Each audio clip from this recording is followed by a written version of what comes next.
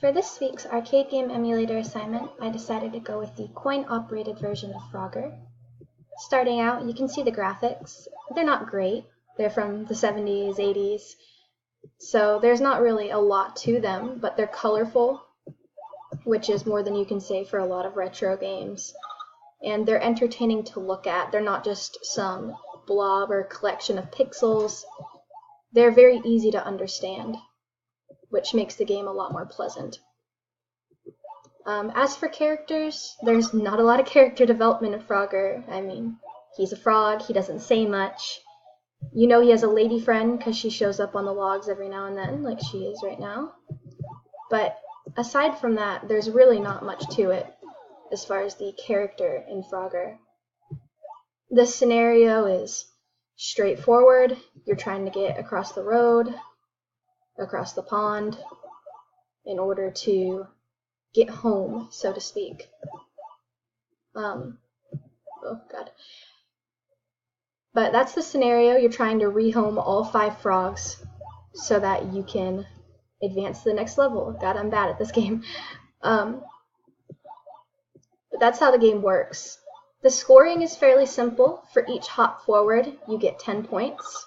And for each frog that you rehome, you get 50 points. 1,000 points are awarded to you every time you get all 5 frogs to their safe haven. And you get 10 points extra for each second remaining on the clock when you rehome a frog. There's also, you get 200 points for taking your lady friend with you, and 200 points for getting one of the flies at the end.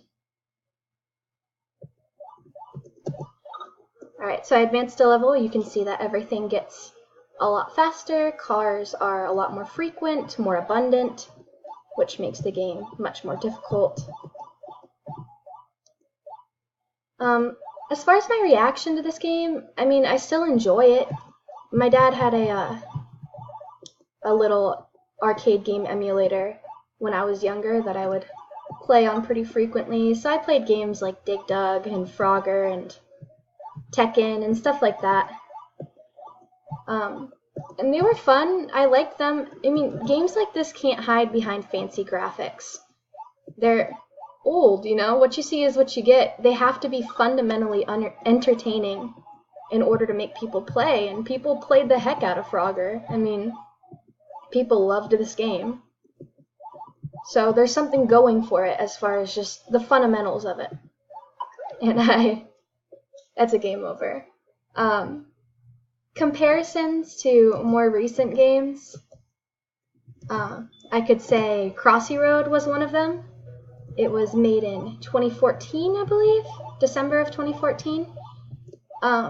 It was a more cubic style, and people seemed to enjoy it a lot. It was just you trying to survive, basically. There was no ending to it like there is in Frogger.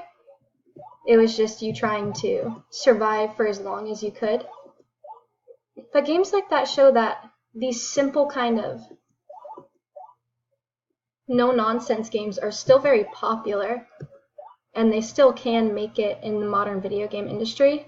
Granted, that was a mobile game, but the point still stands, and that's where I'm going to leave off on this video, so I hope you enjoyed. As soon as I get this frog home.